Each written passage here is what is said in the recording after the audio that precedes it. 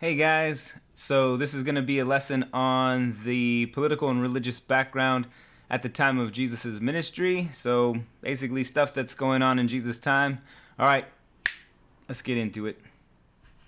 So here we have the life of Jesus.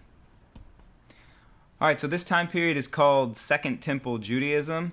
And the reason being, its Second Temple is because the First Temple was destroyed by Nebuchadnezzar. If you guys will remember, in 586 BC or so, the Babylonian Empire took over. So this Second Temple is the temple that was rebuilt, and then Herod kind of renovated it. And so this is the temple for the Jews in Jerusalem that would be in the first century. So it is a many-sided and vibrant mixture of what we would call religion, faith, culture, and politics all mixed into one. And so their religion and their culture and the way that they saw the government all meshed together. And so if you guys remember, Rome is in power, and the Jews felt like the Romans were the oppressive government over them. They felt they were in bondage to them and were waiting for this Messiah king to come and set them free. So the first temple destroyed by Nebuchadnezzar. The second temple was not as good. It was desecrated by Antiochus Epiphanes. He slaughtered a pig on the altar of God, and a war was fought. The Maccabean revolt helped to cleanse and repair that temple during that time period. And Herod would restore this temple in 37 BC. So the Maccabean revolt would be in a time period called the intertestamental period, and there would be like 400 years between the end when they went into captivity until Jesus' birth here. All right, so some unifying factors in Judaism. These would be things that kept the Jews together, like seeing them as unified, us against them kind of thing. So Israel was God's chosen people, and their land was to be protected. So they felt that Rome didn't belong in power, that Israel belonged in power, and that they should be in charge of themselves. The Jews were waiting for the Messiah to come and deliver them from Roman oppressors. And so there were many false messiahs during this time. These would be like political messiahs that would try to create an uprising, get a following, and then fight against Rome. All of them died. Rome was powerful, and Rome would put down many of these revolts. Synagogue was a place to worship God. So this was a place for the Jews to connect with God and offer prayers and learn the Torah and offer sacrifices. The law, or Torah, and traditions were taught in the synagogue.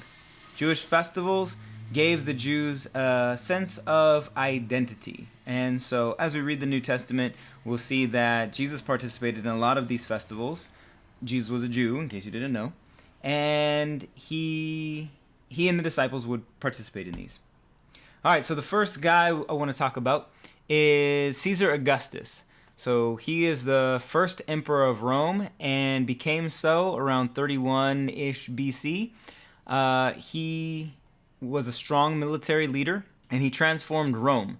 There's a saying where something like he found Rome as a city of brick and turned it into a city of marble. So he is one who unified Rome, was very powerful. So if you'll notice that he goes from 63 BC to 14 AD. So he was the Roman emperor in charge during the time of Jesus' birth. Jesus was probably born around 4 or 3 BC. And so Caesar Augustus would be the Caesar that issued the census that had Mary and Joseph going to Bethlehem. He ushered in this thing called the Pax Romana. And the Pax Romana means peace in Rome. And he would do that through like force. And so there would be peace, but any type of revolt or uprising, the Roman soldiers would come and just kind of wipe everybody out, arrest them, kill them. Anybody who was treasonous, so anyone who acted against the Roman government, they would torture and crucify. And so that type of death was restricted for those who did the worst crimes against Rome. All right, Tiberius Caesar. So he was Roman emperor AD 14, so after Caesar Augustus. He was the Caesar during Jesus' lifetime and also at Jesus' death. He was a skilled orator, which means he spoke really well in public and he gave good speeches. He was a soldier. He was known for being slothful, self-indulgent, licentious, vindictive, and cruel. So he was a pretty evil guy. Next we have Pontius Pilate. And there was some speculation that Pontius Pilate didn't really exist, that the Bible had kind of made him up. But then in 1961, there was a tablet that was found with his name on it, proving that he did exist, that he was the Roman governor of Judea from 26 AD to 36 AD. He had the power of supreme judge, which he could send people to be executed. He had the job of maintaining law and order, and so if there was ever a revolt that he didn't put down, so if he didn't stop the revolt, whatever damage happened or lives lost, it would be put on him.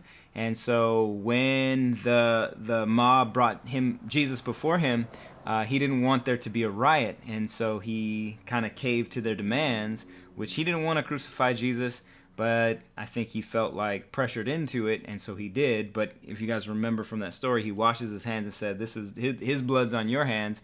And sadly, the religious leadership said, "Yeah, we'll take that." He was considered ruthless and tyrannical, so he really liked to be in charge, and forcefully so. He was the one that had Jesus flogged and then crucified. Herod the Great was the quote-unquote king of the Jews. During the time of 37 BC to 4 BC. He was a Roman vassal king of Judea, so he worked for the Roman government. He was a puppet for them, and so he wouldn't do anything on his own. He only did what Rome liked. He lived a lavish lifestyle, and he was just not a good guy. He executed his father-in-law and several wives, and killed 2 sons. He was worried about the birth of Jesus, and had all the boys under 2 killed. So when the Magi came and visited him and said, "We're here to worship the king," he said, "Show me where this king's at." The Magi knew that he was up to no good, so they went home in a different direction, and Herod had all the kids 2 and under murdered, trying to kill Jesus because he was worried about his throne being taken away from him. He died a painful and debilitating disease. Next we have Herod Antipas, and he was from 4 BC to 39 AD. He is the son of Herod the Great. He is one of the kids that didn't get killed. He's known for stealing his brother's wife, Herodias, which John the Baptist would speak out against, and it made Herodias very upset. And Herodias is the one who had John the Baptist's head chopped off. He was a co-conspirator in the execution of Jesus. So after Jesus went to Pontius Pilate, Pilate said, "Send him to Herod." He went to Herod Antipas. Herod Antipas wanted Jesus to, put on a show for him, and Jesus would not. So he sent him back to Pontius Pilate. Annas and Caiaphas. These guys were the high priests during the time of Jesus' life. Caiaphas was the son-in-law of Annas. Caiaphas is the one who tore his clothes and declared Jesus worthy of death during his trial. Caiaphas had actually prophesied that it is better for one man to die, than the whole nation to perish. Both were part of the illegal trials of Jesus. Okay, so let's get into the different people groups during this time of Jesus' life. The Pharisees. Their name means separated ones. They were small in number, about 6,000, but were extremely influential. They sought to build a hedge around the law. And so these guys wanted to never break God's law. And so in order to never break God's law, they started making laws around God's law. For example, one of the laws in the 10 Commandments is to rest on the Sabbath. And so they wanted to make sure that they did no work and rested on the Sabbath. And so they would create a bunch of laws deciding what work is. So you couldn't tie a knot, you couldn't cook your meal, you couldn't walk very far, you couldn't walk your animal. Like, those are the types of things they would say you cannot do. Which is okay until you start to make your man's laws as important as God's laws, and that's not okay. So these laws were created in order to avoid breaking God's law.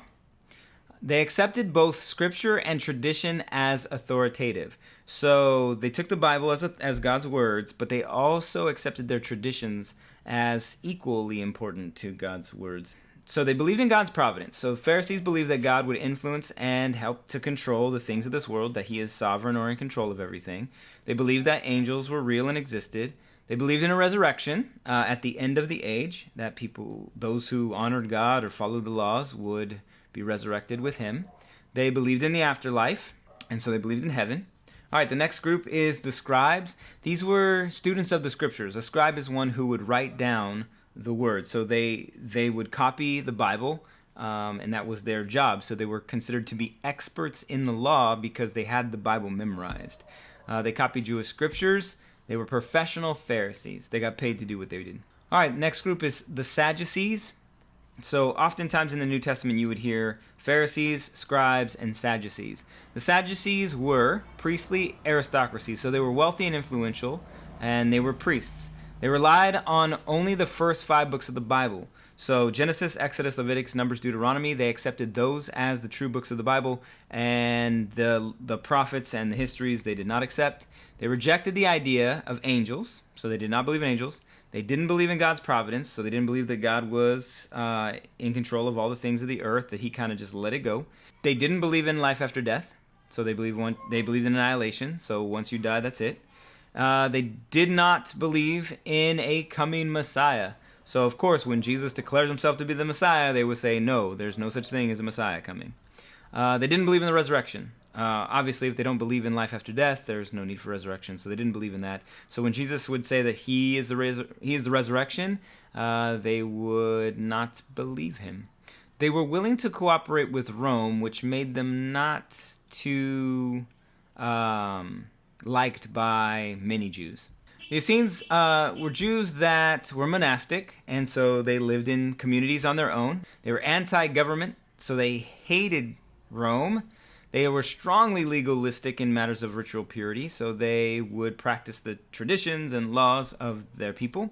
They looked for a political Messiah, so they wanted they wanted a Messiah that would come and overthrow Rome, to be like a king for them, but a king here on earth. Jesus is a king. He's the king of all kings, but he's not a political Messiah. He came to be God's king, a spiritual Messiah. Zealots. These people were extreme Jewish nationalists, and so they advocated armed rebellion to usher in the kingdom. So where the Essenes were monastic and they stuck to themselves and they didn't like the Roman government, the Zealots would want to fight against the Roman government, and the Roman government often had to put down these riots and rebellions that were caused by the Zealots. And so they played a role in the Jewish War of AD 66 through 70 and took a hard loss. Rome wiped them out during this time period and destroyed the temple, as Jesus prophesied about. The Herodians, or these people were like opposite of the Zealots. So they followed King Herod, who was a puppet king of Rome. So the Herodians were friendly with Rome. They liked Roman rule, and they opposed the Zealots. All right, so these are the different people groups that you're going to read about in the scriptures. I hope you took good notes, and I will talk with you guys later.